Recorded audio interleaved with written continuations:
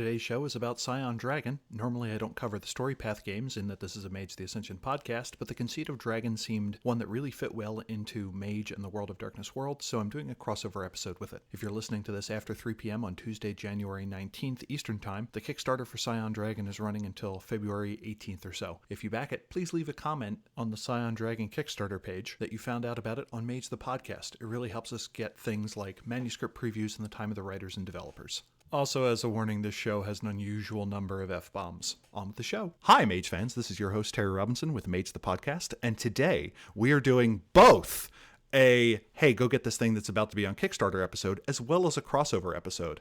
And our guest today is Danielle Lauzon of Onyx Path Publishing, and also one of the people behind the upcoming book launch and Kickstarter, Scion Dragon. Danielle, how you doing? Terry, thanks for having me. I'm doing okay. Yeah. We'll put it at that. We'll just run with that. So I guess just to kind of dive into the questions, what is the dragon in Scion Dragon? And to explain to the audience, I have both the Scion books and the Trinity books where you play a Scion. So I refer to one as a Scion and the other as a Psion. So if I refer to it as Scion Dragon, that is why. That way people don't think it's space dragons, which I imagine is going to be released at some point. But yeah, what is a dragon in this game? Oh man, space dragons, don't tempt me. So a dragon in this game is a giant mythological beast that does giant mythological beast things, generally of the reptilian variety.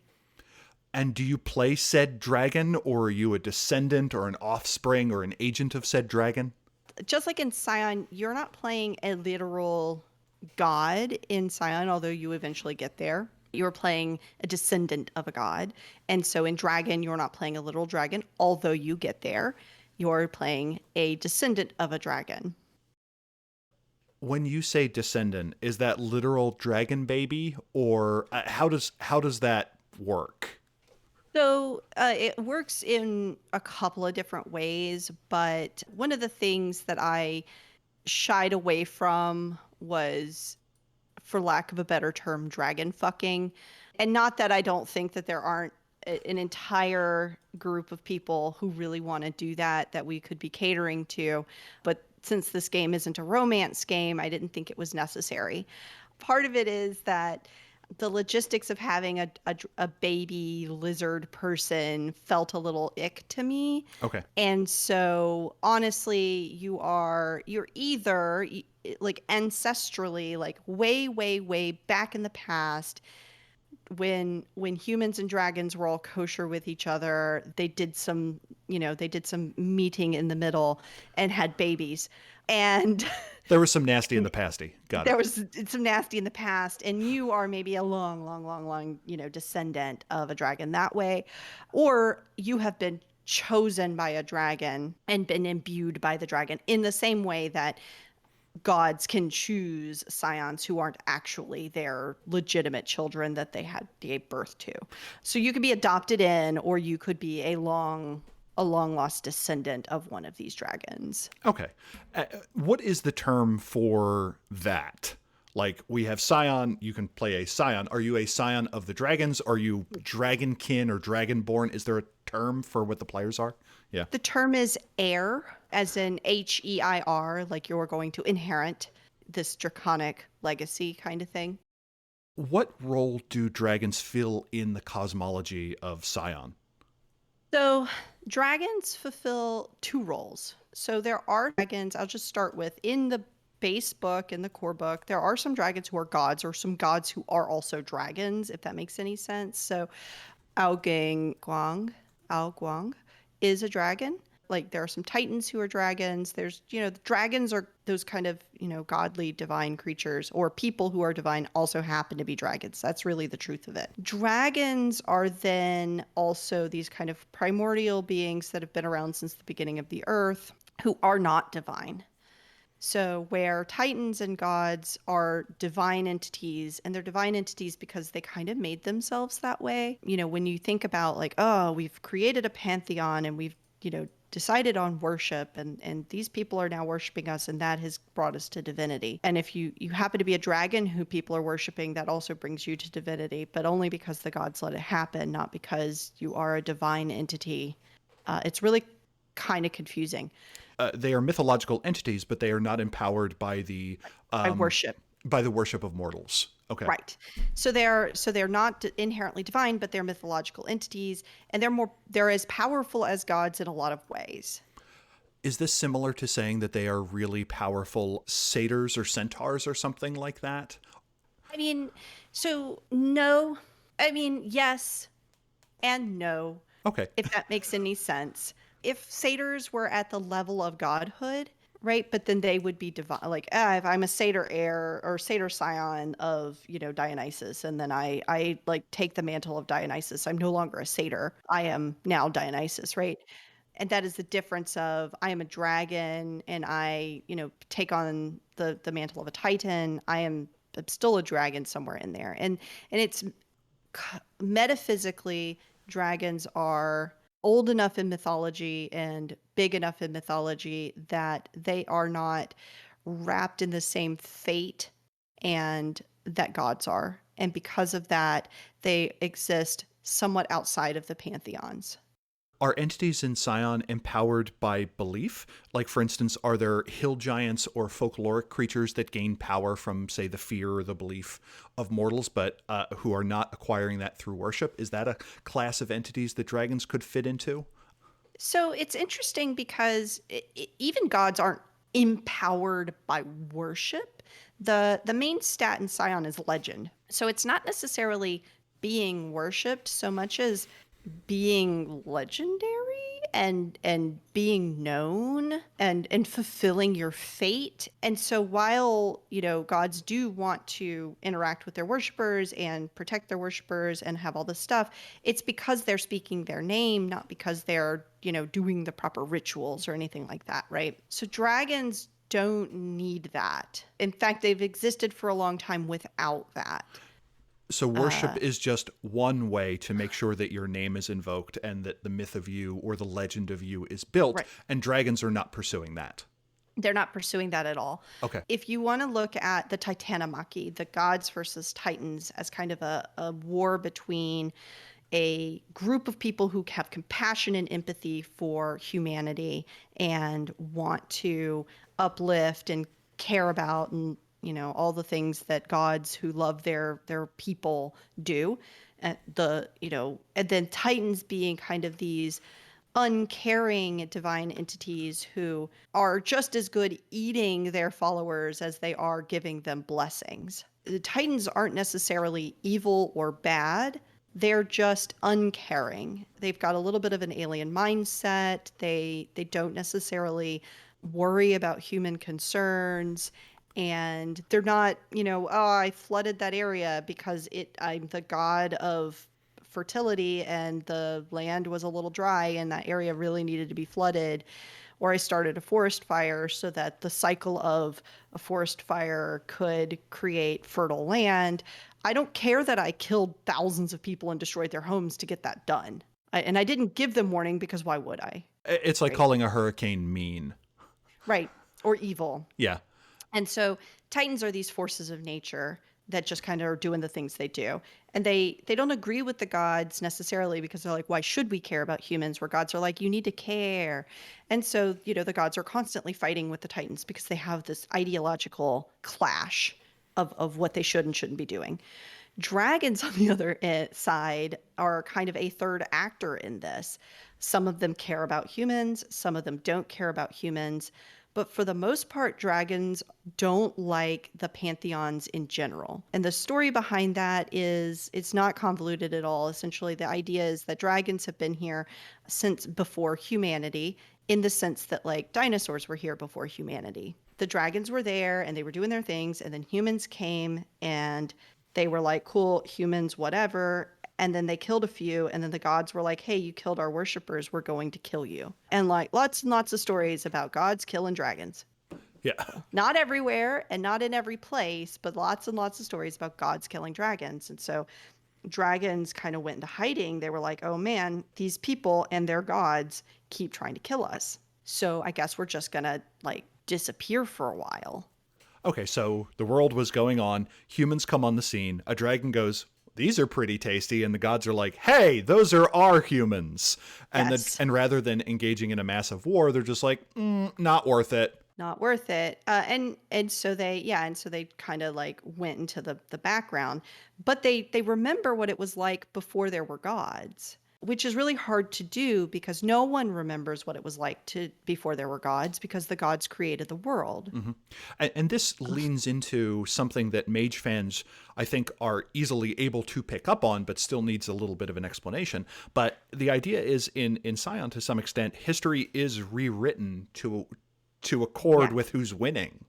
Yes, Like absolutely. when a god gains ascendance, history is rewritten to make that either inevitable or to have their triumphs have always existed. Have always existed, yes. And pantheons do the same thing. When a pantheon gets formed, it might have been like some heroes who were doing some cool stuff and built up a legend and then became gods. And they were like, cool, let's make a pantheon. And then they did. And when that happened, literal history got rewritten to where these gods were always here. And these gods created the world. Now, dumb question. Is that something where like the content of books change?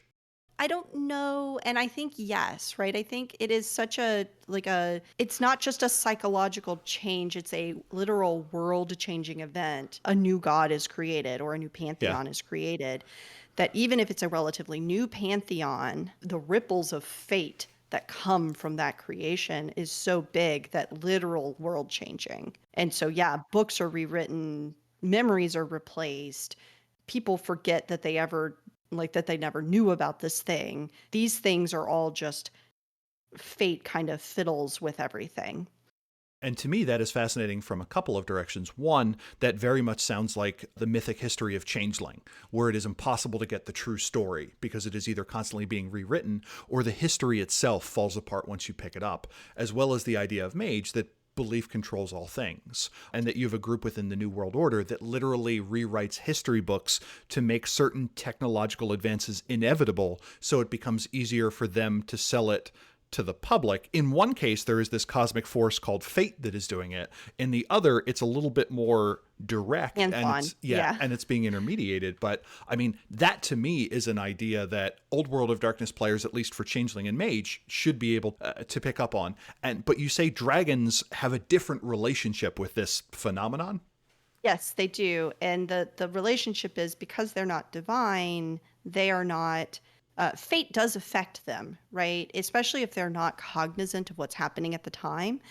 Pantheons have rewritten the story of a dragon in multiple cases where the dragon was like, "Yeah, I'll join your pantheon," or "Yeah, I'm fine with always being the guy who chews on the roots of the world tree," but later go, "Ah, fuck! But now I'm always the guy who chews on the roots of the world tree, and this is." Bum. I did not want this deal. So fate can affect them if they're not cognizant that it's happening, right? It can seep in.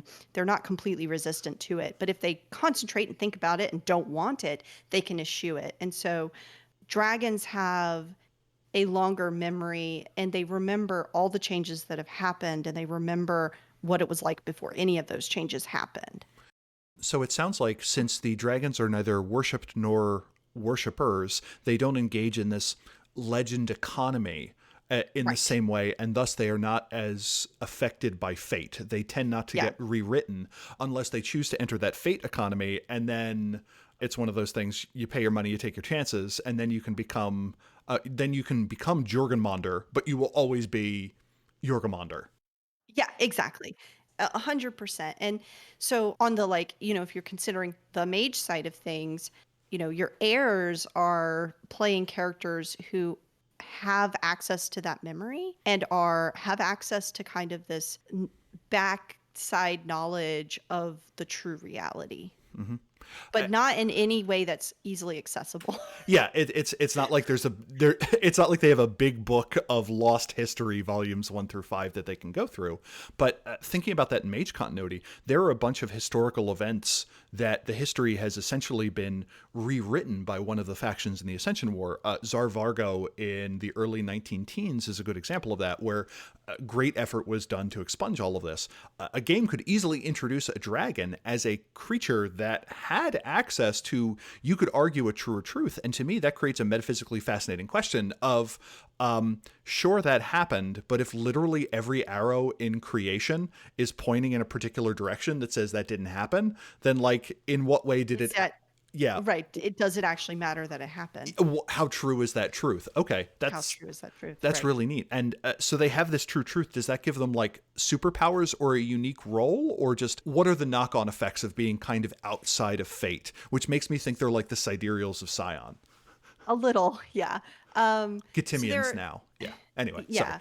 a little. Yeah. So the knock-on effects of this are twofold. One, because they're not pursuing legend, because they're not affected by fate, people don't necessarily know a whole lot about them. And what they do know are the stories that the gods have told, because the stories gods tell stick. Where the stories that dragons tell, well, they stop telling their own stories. So they're in hiding and the gods are telling stories. When gods tell a story, it sticks.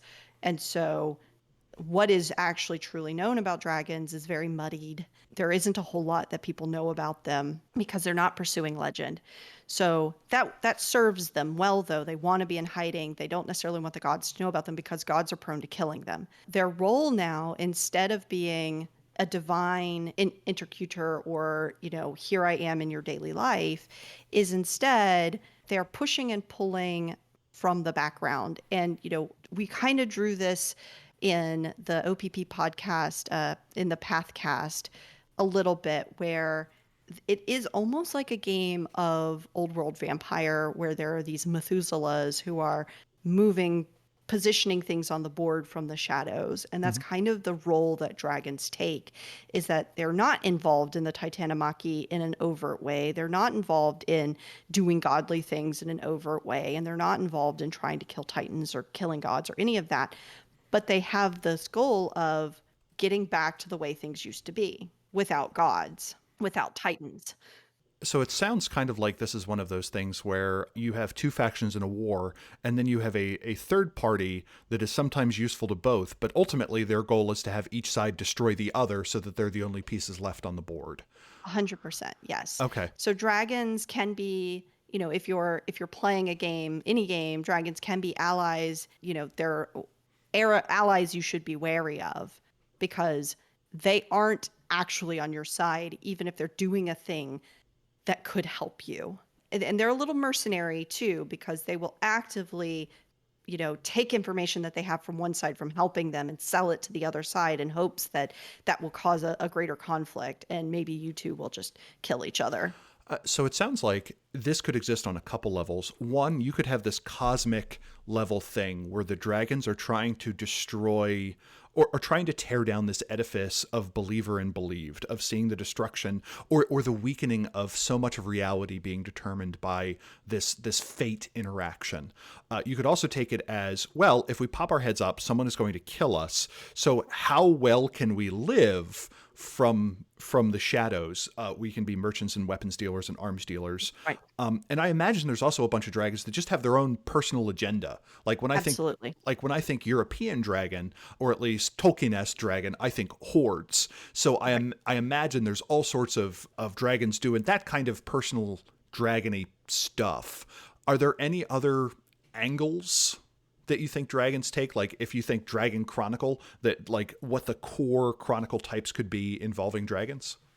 Sure. There are some dragons who just want, like you say, to collect, to gather, to get kind of a horde going and then be left alone. There are also dragons who want to be worshipped. There are sets of dragons who have had not just a good interaction with humanity, but a close to divine interaction with humanity.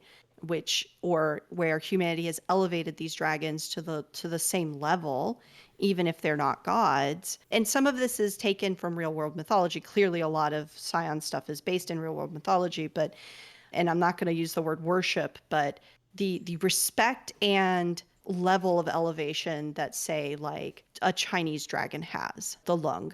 Many of them are gods for a reason, because they're worthy of worship. Right. And because these aren't the kind of dragons that are just hoarding gold or murdering people or killing people. They don't do any of that in that culture. Dragons are instead forces of nature, forces of the weather, and or good luck, or like things that give you blessings, or things that give you, that interact in a really, really nice way with you. And so they're worthy of worship in that, for those reasons as well.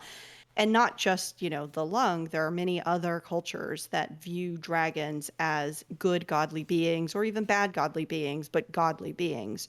So there are definitely dragons who are like, well, what if we got rid of the rest of the pantheons and just let everybody worship us? Mm-hmm. What if we just did that instead? And there are dragons who just want to leave the world. They're like, okay, but this world has been spoiled for us, and if we could get somewhere else, then that would be cool. I'm going to interrupt you because that was two great ideas. One of the recurring themes in the world of darkness is the idea that there are demons and shit that are trying to get into our reality, that the gauntlet prevents it from happening. Right. I could picture, I like your idea of the opposite. There are entities that are trying to flee. Maybe there is a Welsh dragon that is still out there, or a member of the Zime. Zime already exist in Werewolf, but it's trying to accumulate the resources to flee to the Umbra. Right. And suddenly that's a game you could do. And the other one you mentioned is, within Mage, we have the Umbral Courts, which are these areas where abstract ideas interact. And it would make perfect sense that there is a court of East Asian dragons that represent, we already have the 5 elemental and the 5 metal dragons in Mage, kind of as names for groups, that your group could be approached by the Slavic dragons or the Greek dragons or the Hungarian dragons, and they're like, we want some of that. Sure. And Absolutely. and they could be taken on as patrons. Or I guess the last one, I could see one of the interesting ones would be in Welsh mythology.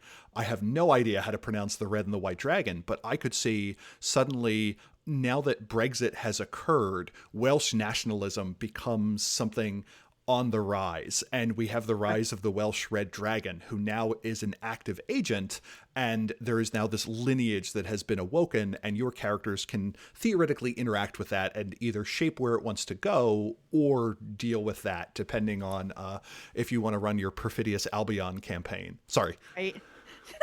Yeah, no, that's perfect, because, and I mean, there's just so much going on with dragon mythology, and we try to pull from real world sources, but we also try to make some stuff up as we go as well, because, dragons, one of the most contentious mythological being out there, of, like, I could get into a whole podcast discussion of what actually is and is not a dragon.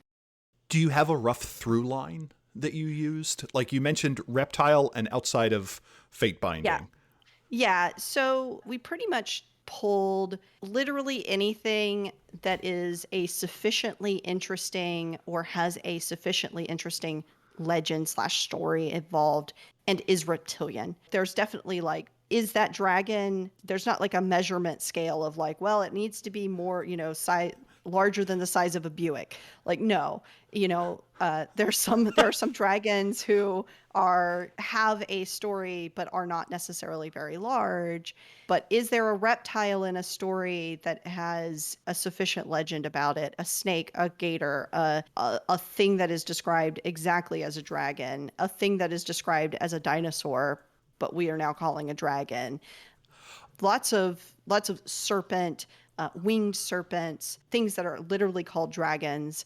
All of those things, we applied the term very liberally. Is there 4 or 5 you could rattle off, and maybe 1 or 2 that maybe at first people wouldn't think of? Or alternatively, I could list some dragons and you could tell me if you remember seeing them in the book. Sure. Go for it. Sure. Do we get Middle Eastern or Levantine dragons of some sort? We have Mesopotamian dragons. Okay, so like Tiamat. Tiamat is there. as is some of her like named children. So Mushu and Basmu are there. Disclaimer in case anybody listening to your podcast is like screaming at their audio right now, going, Tiamat's not a dragon. Mythologically, Tiamat is not a dragon. She's the mother of monsters in that mythology, and she transforms herself into a monster to then give birth to monsters. And the way that she is written is she started out as a primordial entity and became a dragon when her one of her children killed her husband, which is, the story of how that goes. Yeah, absolutely.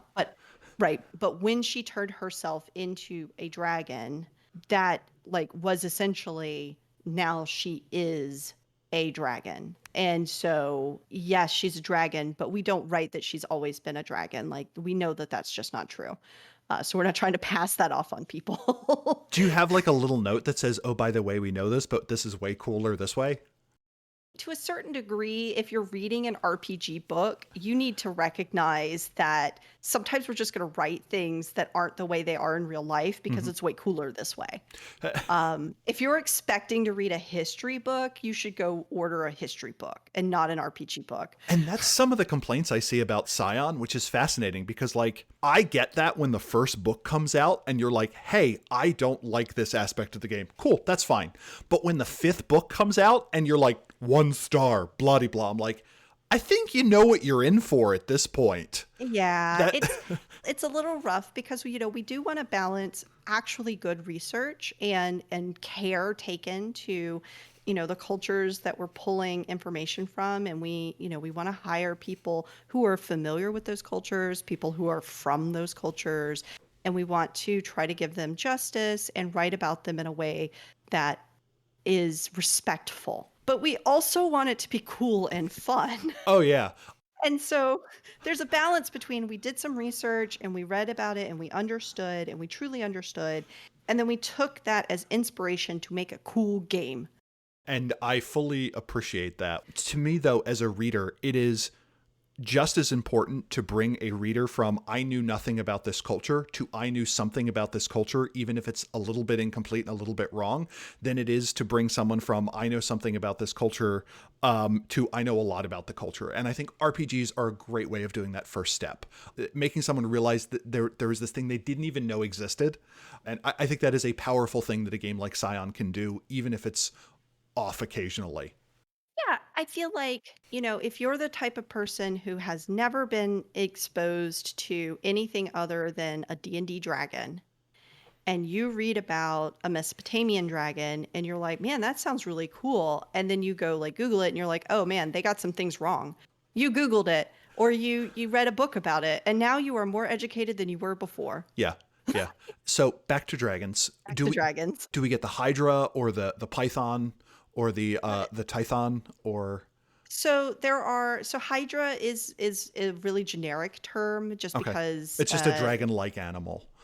Yeah. It's a really generic term, but there are multi-headed dragons. So Kulshedra is one of them. They're a weird dragon, who is like a hairy dragon. Oh, yeah. So there's a dragon that, and this is, we gave a name to the Hydra. So Hercules kills the Hydra. Is one of his labors. Her name is Sally. No. There is a mythological, like in one of the stories, that Hydra has a name. Like the Lernian Hydra, or when he goes to get the golden apple, he kills a Hydra to do that. So there's 2 different stories on the golden apple. Yeah, and so that dragon's name is Ladon. So we have that dragon pulled like from that, because mythology, there's so many different versions of different stories. Mm-hmm. So we have pulled this dragon from that story. How about the Eastern European Zmei? So Zmei are mentioned, but we don't have specific like Zmei, and mostly because all of the Eastern European dragons we did a lot of the Nordic dragons just because, Jormungandr and Nidhogger, and there's some others. Fafnir, definitely. We also decided on the Loch Ness Monster. So Nessie is a dragon in our game. Oh man, so you could be an heir to Nessie? Yes. And her story is she's a relatively new dragon, who's ascended to dragonhood. Aw. And one of the reasons was we wanted to show that new dragons are coming about. Oh, okay. And so she was originally an heir to Fafnir, who ascended into her own dragonhood. And Fafnir is the son of the dwarf king, Raimar. I have no idea how to pronounce that. And was eventually, that was the dragon slain by Sigurd, right? Yes. Interesting. Is Sigurd in the game? I mean, we mentioned that he kills Fafnir. Okay. The demigod level is utterly fascinating to me. And Yes. the rumors about Once and Future being about Arthur attempting to become a god and failing. Yes. The whole idea the demigod is up or out, like, I'm like, that game's lame. I want to play god or mortal. And then Neil is like, no, it's up or out. You either burn out or become a god. I'm like, I want 5 copies of this now. It's actually kind of cool just because the out is such an interesting story of going out in a blaze of glory. Mm-hmm. That, like, because you're striving so hard to go up that when you go out, it's gotta fail spectacularly. Uh-huh. No one just fizzles when they're trying to achieve godhood, right? Like, You know the montage in the Incredibles movie where Edna Mole is like, no capes, and does like the supercut?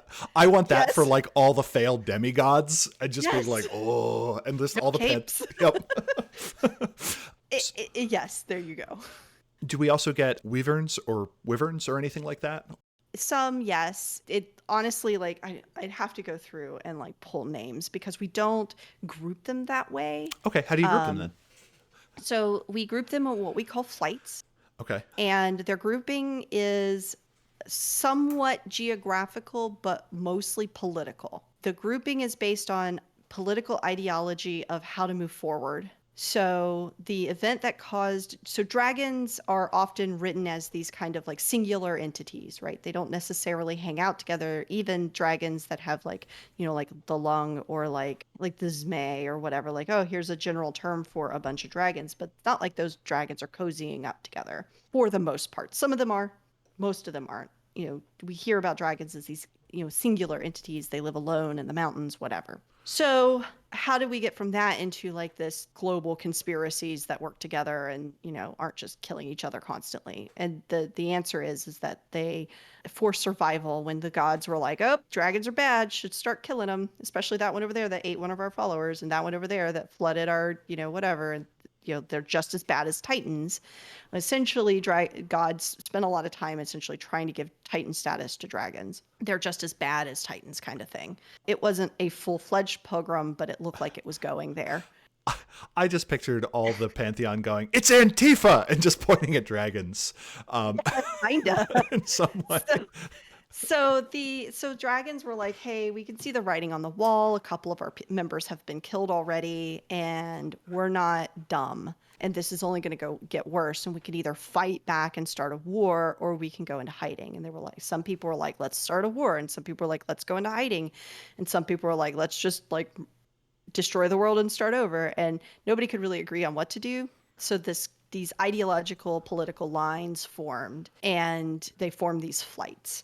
And some of the flights were formed for like, how do we survive this? And what do we do moving forward? And those things have grown to, so the Mesopotamian dragons are called the Drac. And they formed to survive because, the Anukai were all about murdering dragons. Mm-hmm. And they call them monsters and all this kind of stuff. And they're like, we got to survive this, right? And so they got together for survival, but they were like, and we also need to get revenge because Marduk killed Tiamat, our literal mother. And so they're like, yep, we must get revenge on these gods. We must destroy them for what they have done. Who's in for killing some gods? And so where it started as a small group of Tiamat's children, it has grown to anyone who's on board for murdering gods. Okay, so you have the god killer faction. And they're not god killers so much as they are out for revenge. That kind of thing. Through murder. Murder. Is there an apocalyptic faction? Is there a wipe the board, start over again group? There sure is. Okay, so that instantly fits with literally everything in the old World of Darkness now, thank you. Yeah. And I do like the idea that we have the Zemaean werewolf, that they could be worm-tainted entities or something like that, who are just like, tired of mortals, done with it. Yeah, there's a faction, and there's some that have more esoteric. Like I said, I already talked about a faction who just want to replace the gods. There's some more esoteric wants than just like, destroy it all and start over. So there's definitely some more esoteric wants and desires. So we have a faction called the Naga, and Naga is in this game specifically. We know what Naga are. Don't at me about what is a Naga. The Naga are defined as any dragon that has multiple heads. And the reason Naga have multiple heads is because they are really in love with conceptual things, and so they had to create a whole new head to embody the ability to conceptualize whatever it is. So like, here's this dragon who conceptualized rivers and then grew a new head for that river over there, That's and amazing. then and grew another head for the concept of the sound of the river, whatever. So they're just embodied by concepts. I guess my immediate thought is like, fucking Zamisi, eat your heart out. Like, No, right? Yeah, like it just grow a new head. yeah. So yeah, so the Naga flight though, like essentially there is a terra incognita out there that they discovered where they were able to explore all of these conceptual things in a more esoteric way. And they got really like up their own buttholes about how cool this conceptual world terra incognita was. And so they have been so they were just up there doing their thing, and when all of the like dragon killing started happening, Naga especially were being hunted as hydras, right? As these, oh, you look like these other bad things. And also they have an inset jewel in their head that is valuable, or people thought were valuable, and so they were hunting them for like game hunting them for horns kind of thing. Some of them were like, we need to retreat into our terra incognita and seal it off so that humans don't get inside. And others were like, we can't get there. And so the ones in the inside sealed it off. And the ones on the outside are like, shit, we can't get there anymore. Our brethren have locked us out. And so there are some on the inside who have no idea what the world is like at all right now. And are completely disconnected from it. And then there are some on the outside who want to get back in. And so their main driving force isn't about destroying humanity or, killing the gods. It's about getting back to that cool terra incognita where they can explore their conceptual space. And it's a really esoteric want. And, unfortunately, one of the reasons they sealed it off is because they felt like humanity was dangerous. And so the only way to open it back up or convince the other dragons who are inside to open it back up is for humanity to stop being dangerous. And they can't agree on how to make that happen. Do we educate humanity or do we just kill them all? So that's pretty fascinating, both because that has that amazing parallel to Changeling when the gates of Arcadia were closed off. And the Fae, periodically, when they reemerged, are like, what have these mortals been up to? Right. But also the drive, some people are like, oh no, I want to get back in there. And that can certainly be a goal that a dragon could have interacting with a bunch of mages. Hey, one, I need you to help me go find this thing in the Umbra. Two, I'm going to convince you that it has something there that's super important that, So that you'll we can like. break in. Yeah. But in actuality, I just want to go home. Right. Yes. And those are all Yeah. good Owode stories that can Sure. jam well into World of Darkness. So And then there are serpents, and the serpent flight are mostly like South American dragons, but also some Pacific Island dragons have joined up with them. They're mostly like, hey, we really liked humanity. Like, we liked them a lot, and they were really cool, and they were doing some really cool things. But now humanity has kind of become gross, and one of our biggest things was protecting the world. They always expected us to help them protect the world. This is my mountain, I'm keeping it safe. This is my lake, I'm keeping it safe. This is my scenery, I'm keeping it safe. And you guys are not, like, you humans are not doing the thing you should be doing to keep it safe. And we can't do that if you're not doing that. And so humans are just gross at this point. And so there's, again, that like, we want to help humanity be better and do better, but we're also just kind of eco-terrorists.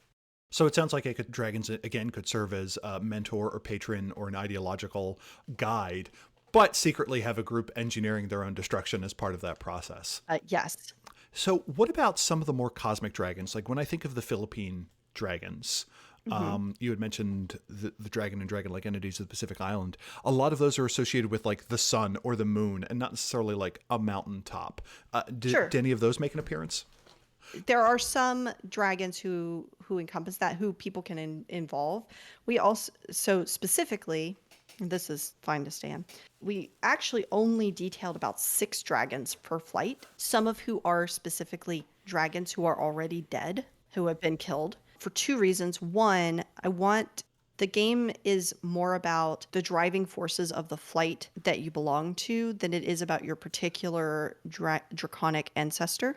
And so I wanted to give examples, but I didn't want to overwhelm people with choice because you can absolutely start the game without even knowing who your draconic ancestor is. And Mm. part of the game could be discovering enough information about them to pinpoint who it is. And so because that's part of the game, the need to pick from like one of 10 or one of 13 different dragons isn't as necessary. We also wanted to give some examples because one of the ways that you can become a dragon heir is for a dragon to attempt to reincarnate through you. So I talked about Nessie, who was a heir to Fafnir. Fafnir has been dead for a very long time. Nessie is a relatively recent addition to the flight because he tried to reincarnate through her. Okay, so dragon dies, dragon goes to dragon place, dragon can try and roll the dice again as new dragon. As a new dragon. But when that person becomes finally gets to the point where they can become a dragon, they may not accept losing themselves to become you who was trying to reincarnate through them. And that's what happened with Nessie, where she became her own dragon instead of becoming Fafnir. And I like the idea of that because I think there is a parallel in Mage. You have the idea of the avatar that reincarnates or recirculates, and there is a weight of destiny to whatever your past incarnations have done in some groups. I like the idea of Nessie being the partner to this 17th generation Akashic, and they're both like, no, we're going to strike out on our own. And suddenly we basically have a ninja riding Nessie, which fits thematically in Mage in a way that it doesn't fit in a lot of the World of Darkness. And that's Sure, partially yeah. why I love Mage. Yeah, absolutely. Is there anything where you just made up something from whole cloth? Dragons of Atlantis or something like that? We don't have that yet, although that may or may not be a stretch goal for the Kickstarter. I hope it's a fucking But we stretch did goal. That would be great. But we did have to, so we did have to make up some dragons or some stories about dragons where we knew very little. You know, there is a dragon that is purportedly slayed by St. George. Is Okay. it George who killed the dragon? George Marks a dragon. There's a bunch of people who claim to have it, like Coca, the Portuguese dragon, Uh-huh. Bola, which is the Albanian dragon. A lot of Yeah. people want their culture's dragon to have been slayed by St. George. Yes. So, right. So George slays a dragon. That dragon is not named. Right. And it's also a Bola. method, but still. Right. Yes, it is. Let's but not there's a dwell lot on of that. cultures. Right there, but there's a lot of cultures who say like, yeah, it was our dragon. So like, there's in Ethiopia, they're like, yep, he killed a dragon here. In the Bola, like you said, there's a bunch of dragons who are attributed to having been killed by Saint George. We made like, okay, this is the dragon that Saint George killed. We didn't call him Saint George, but we called him. We allude to that story as an actual story, and we made up that dragon as a dragon in one of the flights who was killed by this guy.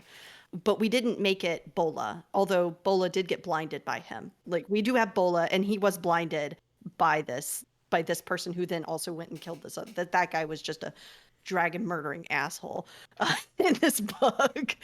So we did have to make some up, and we also made some up just in passing to flesh out the world of there are dragons in these flights we have not discussed or we didn't give treatment to, but there are there, and to also give the reader and the players the ability to either pull a dragon from mythology that they think is cool and would like to include, or make up a fucking dragon for yourself. Because I like, some historian is going to beat me upside the head for saying this, but dragons aren't real. So just make them up. It's okay. Danielle says dragons aren't real. Yes, there are cultures who absolutely worship dragons. That's not what I'm talking about when I say dragons aren't real. We don't have strong evidence for naturalistic dragons. Right, exactly. And so, do what you want with it. And so, yeah, we don't give a whole lot in the way of here's every single dragon ever we could ever think of. And we did make some up. We have a flight that is centered around Apophis and Emut, these two Egyptian entities who could be dragons again. Like, Apophis is a giant snake. Emut is a crocodile. Yep. So we know that, like, Emma has never been a dragon, and we know that, but we decided that she is a dragon for our purposes here because she's crocodilian. We do some treatment on them, but we're like, well, they can't be in a flight all by themselves, so we need some other dragons. So we made some up, and we pulled some from stories or mythology, but we did not go, oh yes, some white guys in the early 20th century said, aha, we've gone to the Congo and these people talk about this thing and we've decided it's a dragon. We didn't do that. We just made some up. So, like, we could have done that. I didn't want to. Like, I feel like that's not great. And so we made up some dragons who inhabit Africa. There's definitely stories about dragons in Africa, but we did find, there's definitely Isabear is a dragon story from African cultures. We definitely found some dragons to kind of include with that group. And their driving force is more esoteric as well. They just want to return to the way things were, but they don't necessarily want to kill anyone to do it. Okay. That's a big long list. And those are the dragons. What is the relationship between the dragons and their heirs? We call dragons in this game handlers to their heirs. So that is their relationship. If you think about heirs as agents in the world where dragons do not dare to tread any longer, that this is where that espionage element of the game comes from.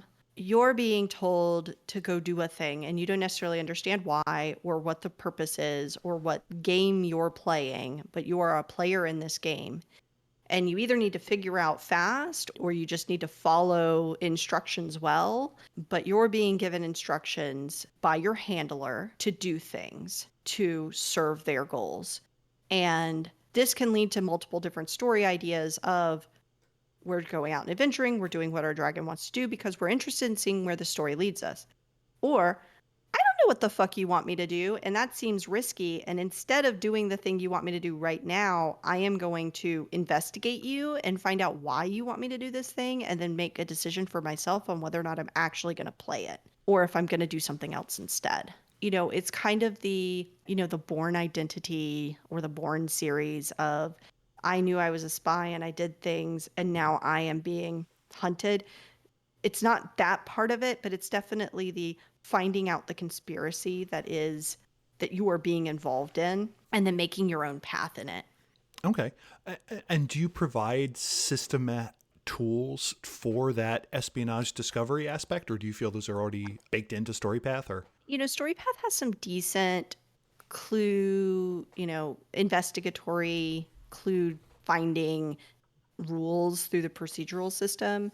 We do expand on that a little bit, but we don't flesh out a whole new investigation system. The mechanical heft from that, though, comes from the way you interact with your dragon, which is that you don't often actually interact face to face with your dragon.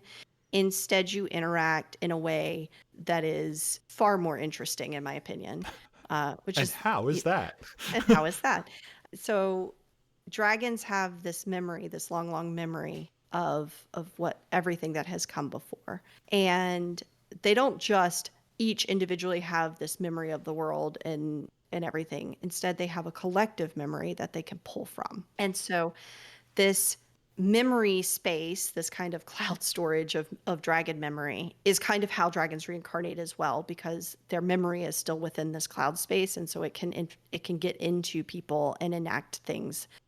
So there could be dead dragon plan that is being enacted thousands of years later because their memory lives on. This is how you interact with your dragon. Your dragon actually sends you memories that induce you to do the things they want you to do. So you may have a weird dream about going and doing a thing, wake up and be like, wow, that was fucking weird. And then the next day, oh, that wasn't just weird, it was a little prophetic. the things that were put into motion to make me go do that thing are starting to come to fruition, and I'm being set on a path. Do I follow this path? I don't know, but I've been given a memory. I've been injected with an idea that is a very vivid memory from this dragon that's trying to induce me to do a thing. That sounds And hard as shit to roleplay.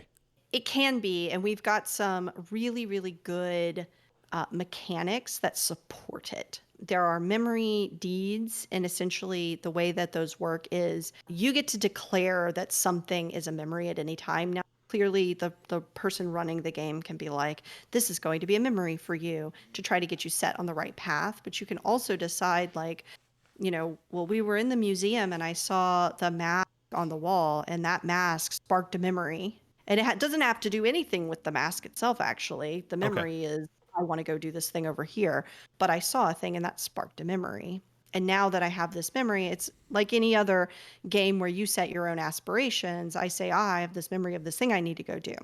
And then you do it. But when you do it, there is a mechanical memory attached to it.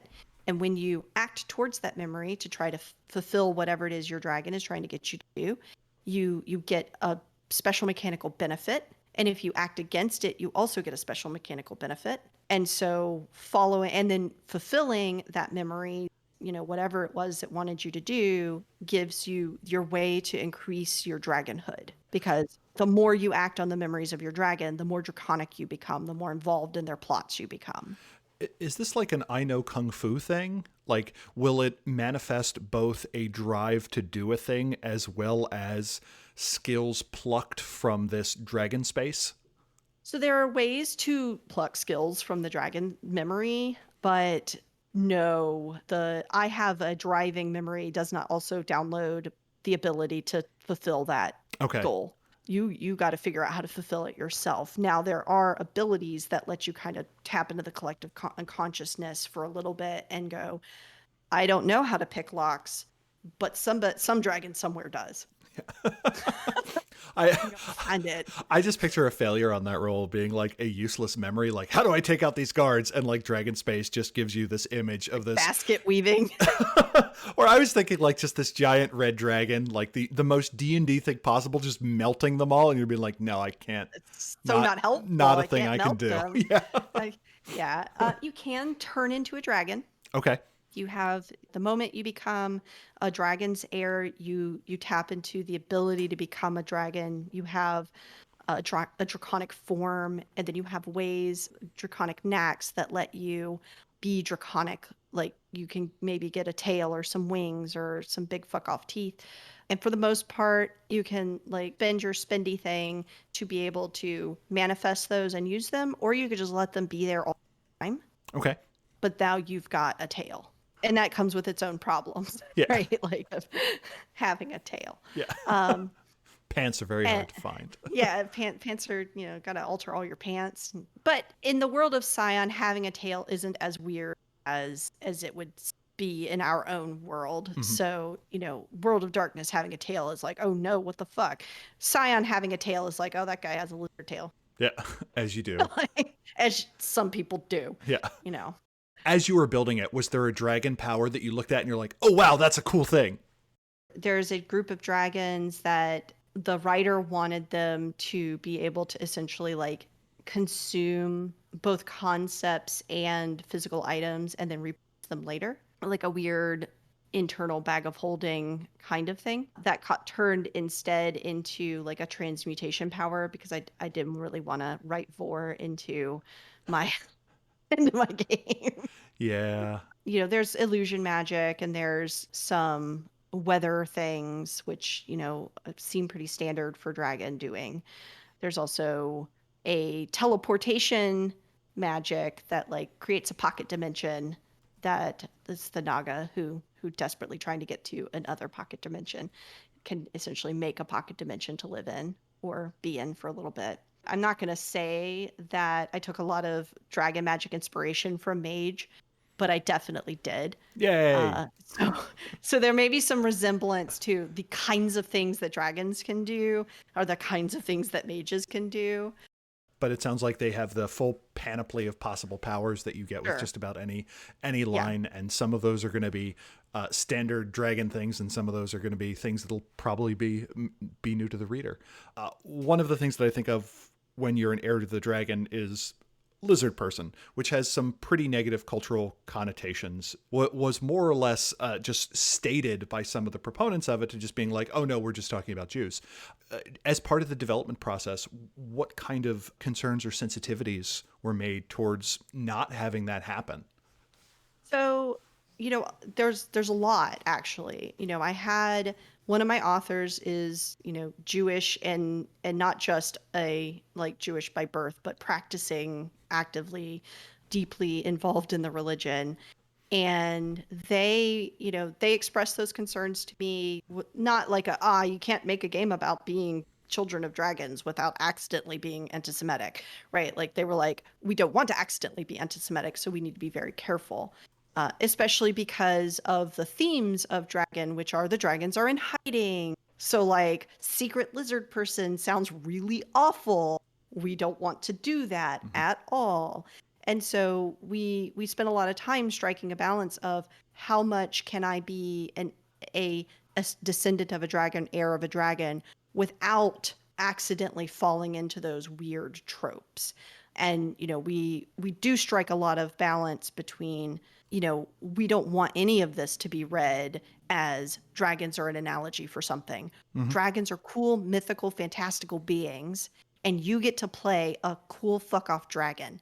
That's what this game's about. Not anything else. And so we try to put that on the 10 in all the subtext and overtext as much as possible. Okay, that's good. The problem comes in with like, being the child of a dragon is freaking cool, but then somebody somewhere else fucking ruined it. Yeah. Fucking ruined it. And now we got to make sure that we don't accidentally ruin it. Yeah. Yeah. Because somebody somewhere else sucks and is the reason we can't have cool things. Yeah. I like the idea of every Scion book having a page in the back called "This is why we can't have nice things," and being like, "This is the thing we wanted to do, but we can't because this group of people have ruined it." And it's just a picture of you scowling or something. Like, yeah, I mean, even just having like Nordic religion stuff in Scion is, must be done with care, right? Just because they're the white supremacists who have co-opted a religion that is not white supremacist in its nature. And so now you have to take care, and it spreads. And we care about making sure that we're not bumbling into things. And sensitivity reader, absolutely, but not even that. Just I had somebody who sensitivity writer essentially to take the initial stuff and ensure that it was careful. That's good. And I have exhausted all of my formal questions. Is there anything else that you just want the audience to know about this book, or what you liked about it, before I ask you when we can get it? This game has been kind of my baby for the past couple of years. I've been producing it and working on it, and I'm really excited about it. And so I hope that people will look at this Kickstarter and the game and be as excited about it as I am, because I really like dragons and I think they're fucking cool. And being able to play as a big fuck off dragon is fucking cool. To use the technical terms, those are all design terms. Yeah, design terms, big fuck off dragon. So I'm hoping that people will give it, it is what it is on its 10, right? It's a game about dragons and being cool dragon things. And, I think we have some really cool elements. The memory, I think it's very well mechanically designed, because I could not fathom putting out a game that isn't. So there's that. So yeah, so people will within days be able to get their hands on the first chapter of the manuscript, which pretty much is everything I've already said. And if we'd like to do that, it's going to be on Kickstarter. My request, if you found this interview enjoyable and you enjoyed Danielle's work and the discussion that we had, please, in the Kickstarter, under the comments, tell them that you heard about it on Mage the Podcast. It is a huge boon to us when I can approach a writer and say, hey, this isn't a Mage book, but our fans are interested in it. They are willing to make that buy decision or at least show interest in the line. So drop a comment there that you heard about it and Mage the Podcast, and that would be awesome. Sure. It's going to be on Kickstarter on Tuesday, the 19th. Is that the 19th? What is time?